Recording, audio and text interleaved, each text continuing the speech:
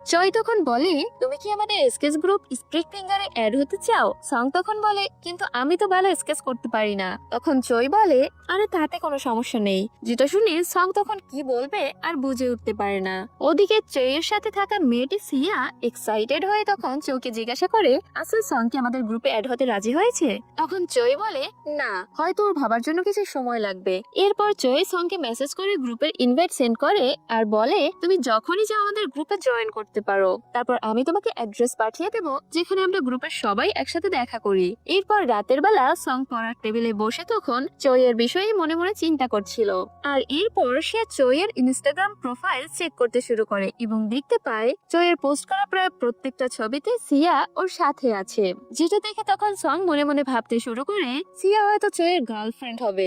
এরপর সং জয়ের পাঠানো গ্রুপের ইনভাইট অ্যাকসেপ্ট করে ফেলে আর তখনই সাথে সাথে জয় ওকে মেসেজ করে অ্যাড্রেস পাঠায় এবং মেসেজে বলা হয় যে কাল ওরা গ্রুপের সবাই মিট করবে। তাই সংও যেন সময় মতো সেখানে চলে আসে।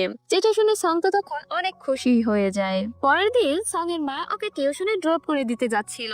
সং এর মা তখন বলে, তোমার এরকম আন্টিদের মতো চলাফেরার কোনো দরকার নেই। তুমি একটা ইয়াং মেয়ে, তাই তোমার উচিত তোমার বয়সী বাকি অন্য সব মেয়েদের মতো নর্মালি চলাফেরা করা। যেটা শুনে উত্তরে সং তখন বলে, সবকিছুর জন্য আপনিই দায়ী, কারণ আপনি আমাকে এভাবেই জন্ম দিয়েছেন, দুর্বল করে ছোট থেকে বড় করেছেন। এটা শুনে সং এর মা তখন বলে, আমি তোমার চিকিৎসা করাবো, দরকার হয় তোমার জন্য একজন পার্সোনাল গাইডও রেখে দেবো, তুমি শুধু একটু ভালো করে পড়াশোনা করো। ততক্ষণে ওরা সং এর টিউশন সেন্টারে পৌঁছে গিয়েছিল। তাই সং গাড়ি থেকে বের হয়ে যায়, কিন্তু আমরা তখন দেখতে পাই সং এর মা সেখান থেকে চলে যেতেই সং তখন টিউশনে না গিয়ে একটি শপিং মলের ওয়াশরুমে তখন চলে আসে আর মেকআপ করতে শুরু করে, কারণ সং এখন জয়ের সাথে দেখা করতে যাবে। তখনই সেখানে কিছু খারাপ মেয়ে চলে আসে যারা কিনা তখন সংকে বুলি করতে শুরু করে। যেটা দেখে সং তখন অনুরোধ করে বলে, প্লিজ তোমরা আমাকে এখান থেকে যেতে দাও।